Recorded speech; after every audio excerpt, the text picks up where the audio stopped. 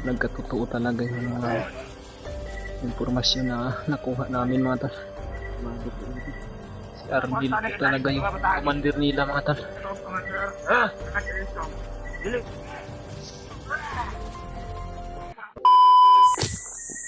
So yun mga tol, isang mapagpalang gabi po sa inyong lahat yan mga tol. Dito po kami ngayon ni Brandib dalawa mga tol.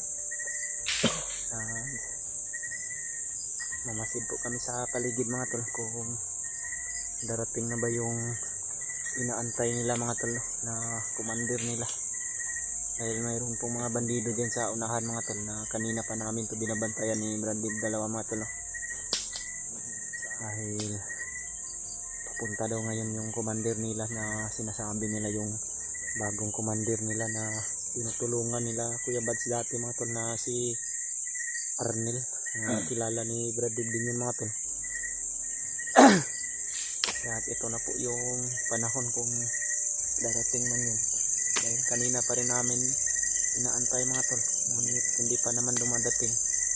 Ngunit sabi po ng mga bandido na narinig namin sa mga usapan nila mga tol na darating po daw yun ngayong gabi na to. Dahil dyan daw sila sa unahan mga tol.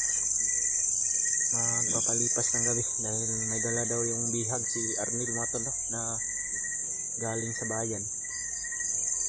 Mayroon daw yung dalang bihag, iwan po namin kung totoo ba yung sinasabi nila. Dalawa daw na bata yung dala ni Arnel mga tol, yung bago nilang Commander Arnel. Dahil yun daw yung inaatasan ni Commander Bagnot ngayon na kumukuha ng mga bihag doon sa bayan. Dahil alam niya daw yung pasikot-sikot ng bayan mga tol. Lalong lalo na delikado din yung sitwasyon ng mga kasamahan ko mga tol. Lalong lalo na sila Kuya Bads at Brad Rimat. At yung sa na mama ni Kuya Bads mga tol, nakapunta din yung sinasabi nila na Arnel mga tol. Sabi rin ni Brandib na nakapunta yun doon sa bahay ni nila Brad Rimat. At nagmasid kami ni Brandib mga tol. Hinihintay po namin yung mga usapan ng mga kwan o sigawan ng mga bandido.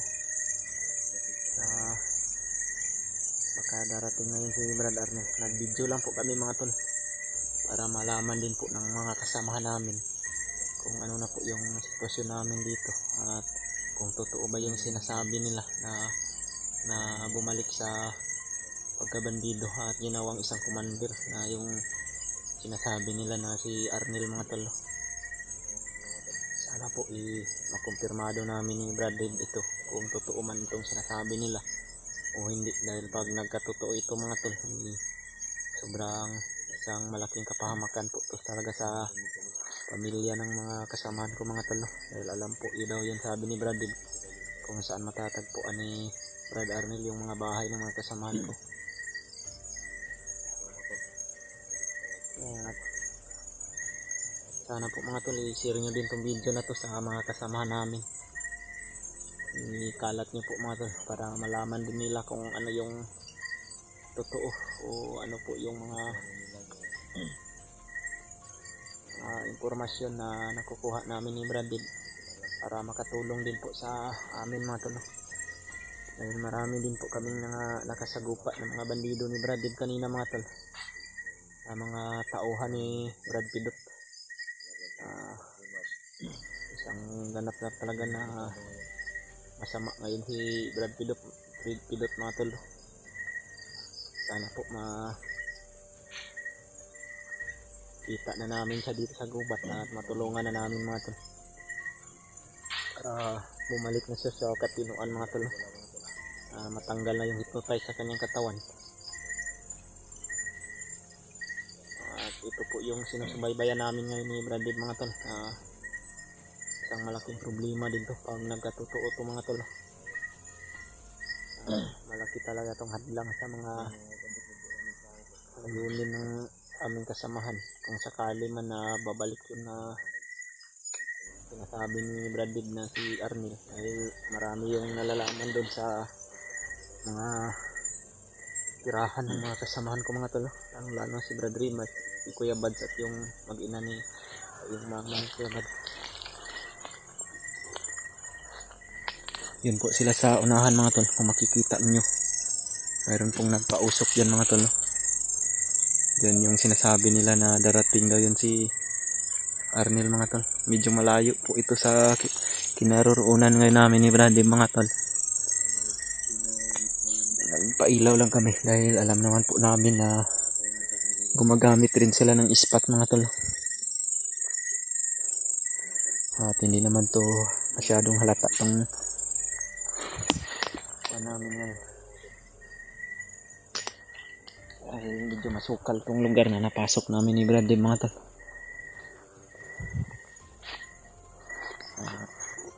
Kumpirmado po namin mga tol kung totoo ba yung mga informasyon na nakuha namin.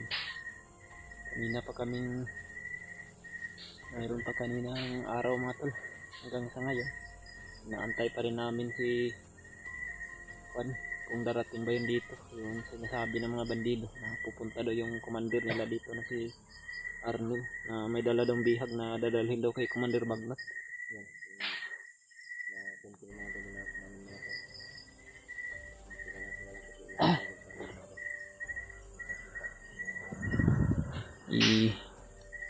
Kailangan na patayin tong ilaw mga tol para sa naman namin.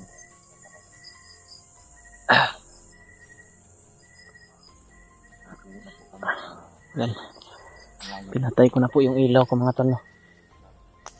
Dahil parang dumadami na yung mga bandido. Dalawa kami lugar ko.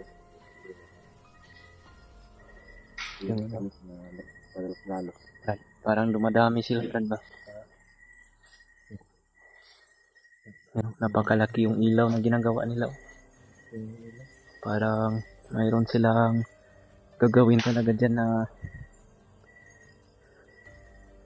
kuhan mga tol. Dahil sabi ng mga nakausap kanina ng mga bandido na narinig namin ni Brandon na dyan daw sila magpapalipas ng gabi ngayon. Kasama daw yung bagong commander nila na si Arnel.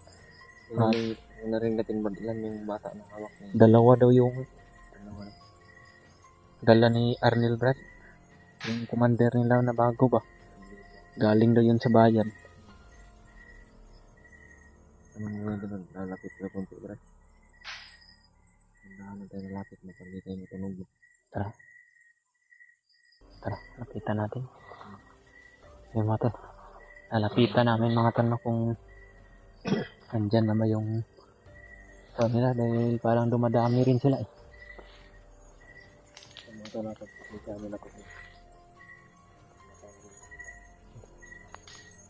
Madilim po yung video namin mga tol, ngunit ito po yung kinakailangan na gawin namin mga tol.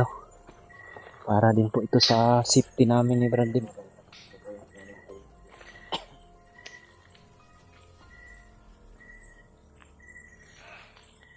Yeah.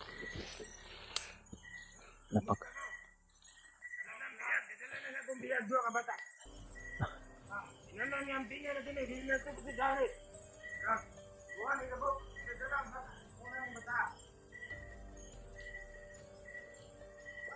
Dumating na pala yung commander nila Brad.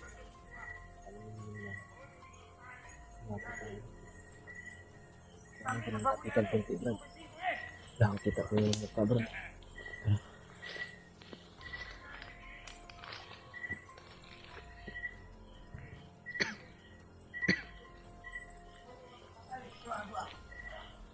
Okay. Lapit namin ni Brad mga to.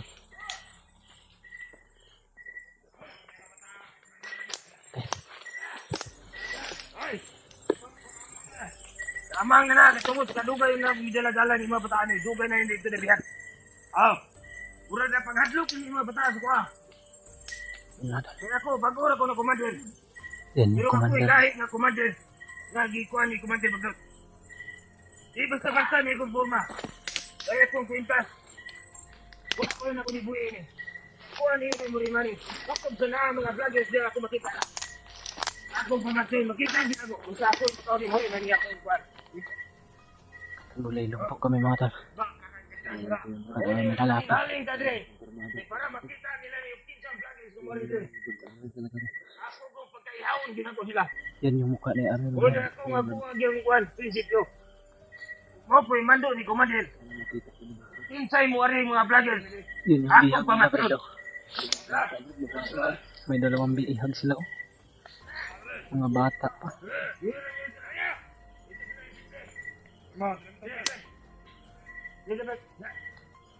Diyos ko po. Nagkatotoo talaga yung mga impormasyon na nakuha namin mga tal.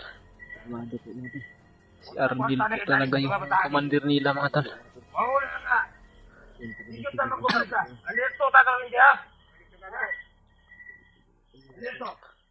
Ewan ta kay Balo, basi daka yung mga vlogger kayo nakasulod, nagmonitor na sura dito palibot. Ikot na magkumasa. Hoy! Siyan din ako ni Powers kung kastulog mo ang babalik. Ako ang rimba ng akong pintas. Napakarami nila mga tal. Mayroong dalawang bihag na dala si Arnel mga tal. Yung commander nila. Allah! Isa yun, pag-iari. Salamat. Pangyarihan yung basto ni Arnel Ordo. Pinatulog niya yung ano. Pinatay niya yung isang bihag. Tambalos-los. Binuhay niya na naman ulit. Nakita ninyo? Kamoy magbinuwal sa kuha. Wala ko'y piliyon nga pati ninyo. Huwag mo pamatay. Ika. Ito nagkasigaw ng iyong mata.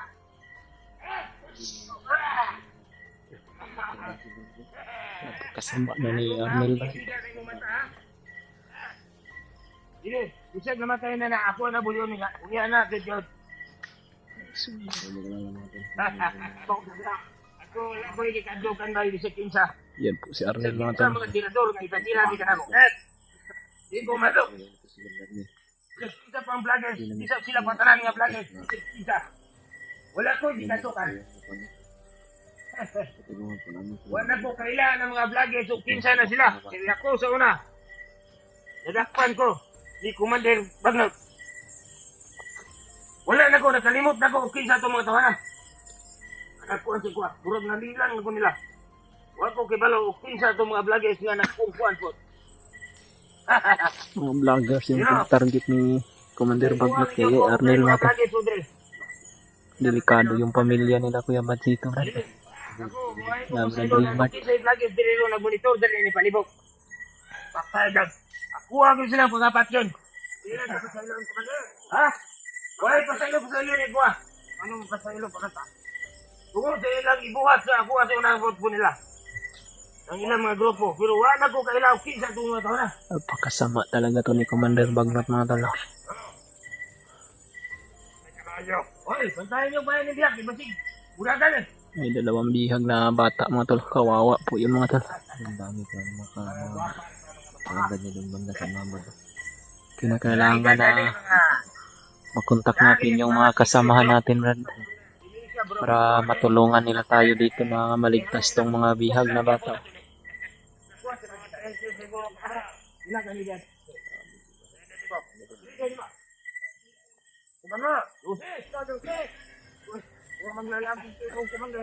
Marami sila doon banda sa unahan mga tol.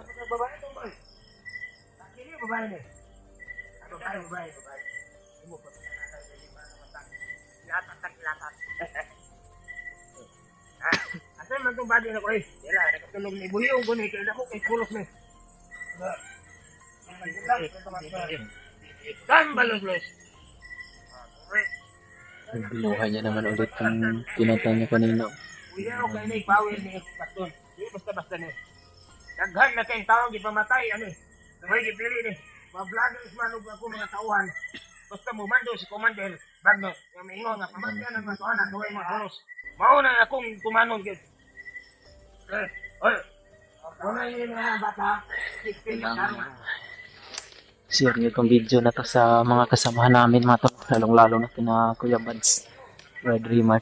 Na sabihin niyo po mga tol, na kumpirmado po na si yung dating tinutulungan nila Kuya Bads na magbagong buhay na si Arnel mga tol ay isa ng commander ngayon.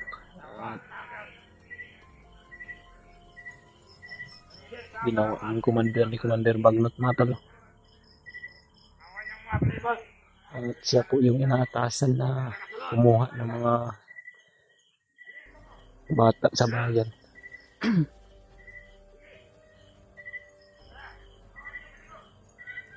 Kinakailangan na makapaghanap kami ng signal ni Brad Dave ngayon mga tol. Nakontak namin yun si Kuya Bads at si Julius at yung iba namin kasamahan. Para matulungan namin tong bata na dalawa mga tol. Sobrang dami din nila mga tol at hindi namin to kakayanin kung kami lang dalawa ni Brad Dave. Ay kinakailangan din na masipti namin yung buhay ng mga bata mga tol. Dahil hindi namin alam kung ano yung nasa isip ng mga tarantadong bandido na ito.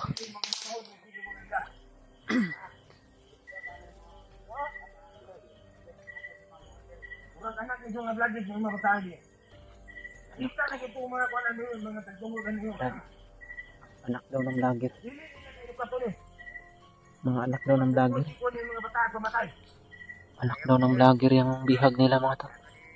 Pero anto sa pagkakaroon. Tanan nasulti na pero tuwa sa kalagot nako. Mo na ako nasulti sa kumbaba karon gid na.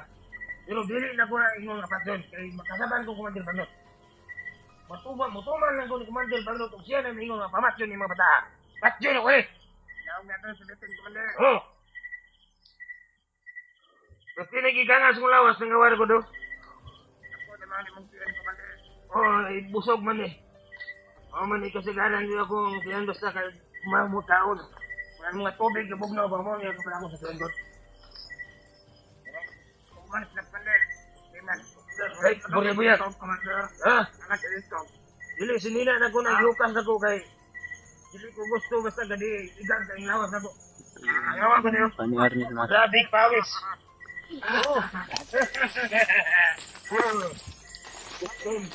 Tayo na signal Brad. Kontakin natin sila Kuya Van. Hindi lang tayo lalayo dito.